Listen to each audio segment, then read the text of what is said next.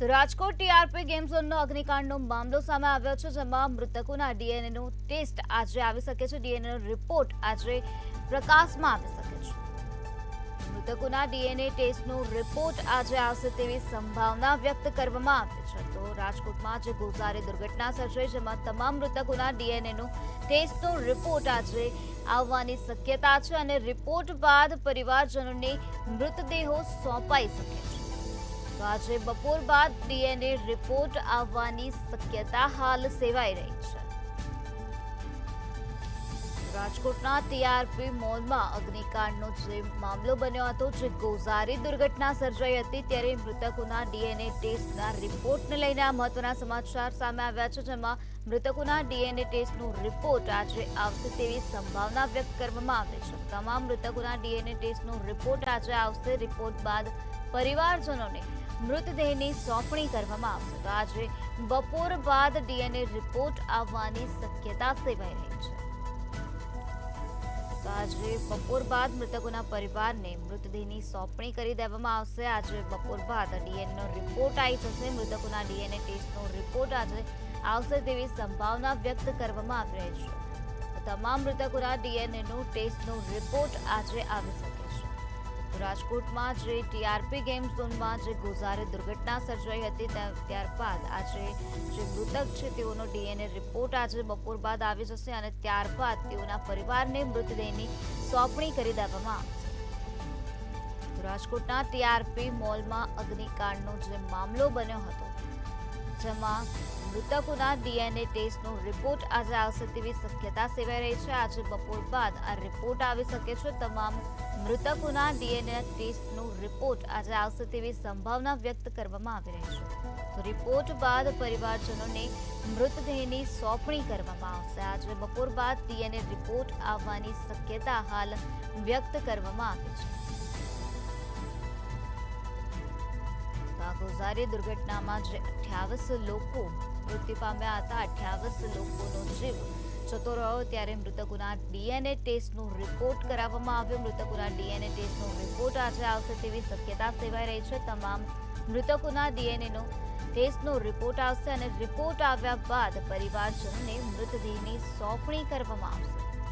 આજે બપોર બાદ ડીએનએ રિપોર્ટ આવવાની શક્યતા હાલ વ્યક્ત કરવામાં આવી છે. ટેસ્ટ રિપોર્ટ આવશે ત્યારબાદ આ મૃતદેહોની સોંપણી તેઓના પરિવારજનોને કરવામાં આવશે. તો આજ મુદ્દે વધુ માહિતી આપવા માટે આપણી સાથે સંવાદદાતા ધ્રુવ કુંડેલ જોડાઈ ગયા છે. જે ધ્રુવ, તમામ મૃતકોના ડીએનએનો ટેસ્ટનો રિપોર્ટ આજે બપોર બાદ આવી શકે છે, શું છે વધુ વિગત? ચોક્કસથી એવું તો કહી શકાય કે જે અગ્નિકાંડ થયું હતું તેમાં હાલ અત્યારે જે ડીએનએ ના જે સેમ્પલ લેવામાં આવ્યા હતા, કારણ કે જે ડેડ બોડી હતી તેની હાલત ખૂબ જ ખરાબ હતી અને ખાસ તો ડીએનએ મેચ કરીને જે પરિવારને આ ડેડ બોડી સોંપવાની વાત હતી, ત્યારે આજથી જ કહી શકાય કે આ ડેડ બોડી છે તે સોંપવાનું શરૂ કરવામાં આવ્યું છે. ચોક્કસથી સવારે એક ડેડ બોડી ક્યાંક તેમના પરિવારને સોંપવામાં આવી, આ પ્રકારની વિગતો હાલ મળી રહી છે. ત્યારે બીજા સ્વજનને પણ આજે 9 થી 10 વાગે જે પોતાનું જે લાશ, જે દેહ છે, મૃતદેહ છે, તે આપવામાં આવશે. હું આપને દ્રશ્ય દેખાડવા માંગીશ કે રાજકોટના જ્યાં પીએમની બહારના દ્રશ્યો છે, જ્યાં હાલ એક બાદ એક અત્યારે મૃતદેહ જે લઈ જવાની છે કામગીરી છે તે અત્યારે થઈ રહી છે. જો સીધા જ આપણે દ્રશ્ય દેખાડવા માંગીશ આ સૌ વાહિની દ્વારા જ આ જે મૃતદેહ છે તે પરિવારને સોંપવાની જે કામગીરી છે તે કરવામાં આવશે. એટલે કે હાલ અત્યારે સ્થિતિ ખૂબ જ ગંભીર છે. જે સ્વજનો છે તે અત્યારે મીડિયા સાથે વાત કરવા પણ ઈચ્છતા નથી, કારણ કે ખૂબ જ જે ઘટના છે તે ગંભીર છે. એટલે કોઈ પણ જે ઉત્તર છે તે આપવા માટે પ્રયત્નશીલ નથી પરિવાર. અને હાલ રાજકોટની વાત કરવામાં આવે તો રાજકોટમાં આજે ડીએનએ સેમ્પલ જે કલેક્ટ કરવામાં આવ્યા હતા તંત્ર તરફથી, તે આજે મેચ કરીને આજે પરિવારને સોંપવામાં આવશે. એટલે કે મૃતદેહ જેટલા પણ સિવિલ હોસ્પિટલના કોલ્ડ સ્ટોરેજમાં છે, આ કોલ્ડ સ્ટોરેજમાંથી મૃતદેહ છે તે એક બાદ એક તેમના સ્વજનને સુપ્રત કરવામાં આવશે. ખૂબ જ ગંભીર બાબત છે.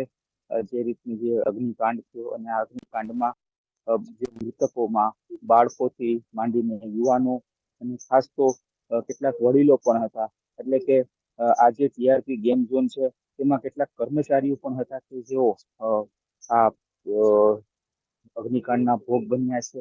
હાલ સવારે જે મૃતદેહ તેના પરિવારને સોંપવામાં આવ્યું તે ઉપલેટાનું પરિવારને સોંપવામાં આવ્યું અને તે પણ ઉપલેટાથી ગેમ ઝોનમાં આવ્યા હતા અને તેઓ અગ્નિમાં હોમાયા હતા. તો તેમને પણ ક્યાંક ને ક્યાંક આજે જે તેમનું સ્વજનનો જે દેહ છે તેમને સોંપવામાં આવ્યું. હજુ તંત્ર તરફથી એક બાદ એક અત્યારે જે મૃતદેહ છે તે સોંપવામાં આવશે. એટલે કે જે અગ્નિકાંડ જે થયું હતું આજથી જ તંત્ર તરફથી જે તેમનું જે સ્વજન છે મૃત સ્વજન છે તેમને સોંપવાની જે કાર્યવાહી છે તે કરવામાં આવી રહી છે. ફરી એક વખત આપની ઝડપી દેખાડવા માંગીશ કે આ જે સબ વાહિની આવી રહી છે તેમાં મૃત સર્જન આ છે તે સુપ્રત કરવાની જે કામગીરી છે અત્યારે થઈ રહી છે.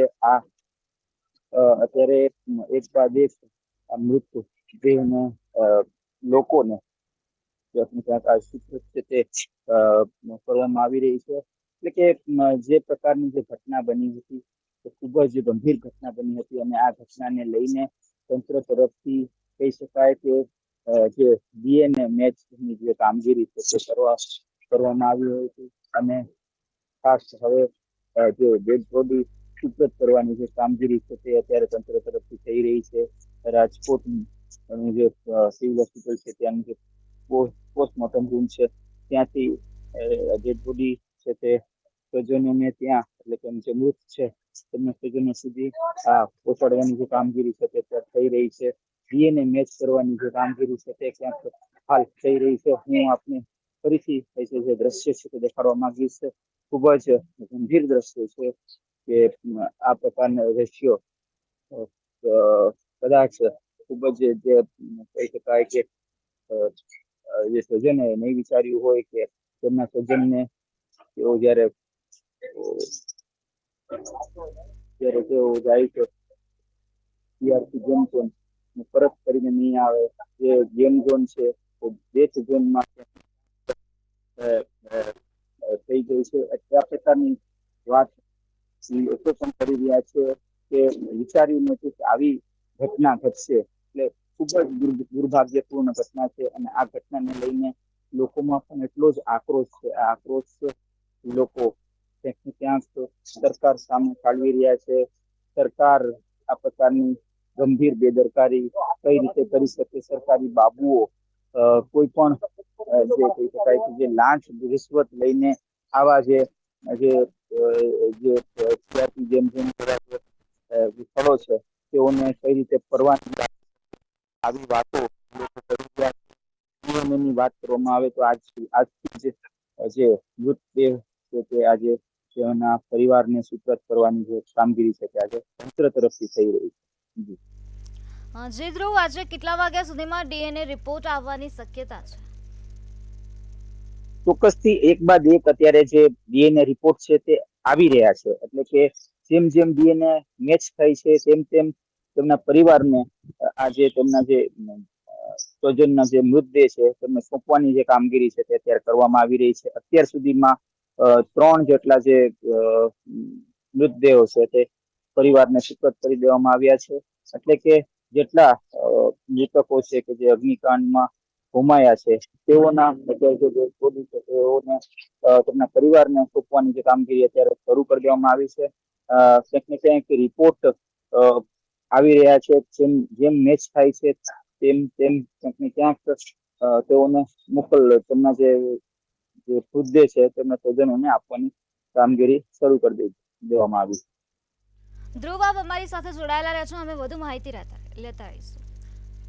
રિપોર્ટ બાદ પરિવારજનોને આજે મૃતદેહોની સોંપણી કરવામાં આવશે. આજે બપોર બાદ ડીએનએ રિપોર્ટ આવવાની શક્યતા હાલ સેવાઈ રહી છે. રાજકોટના ટીઆરપી મોલમાં અગ્નિકાંડનો મામલો બન્યો.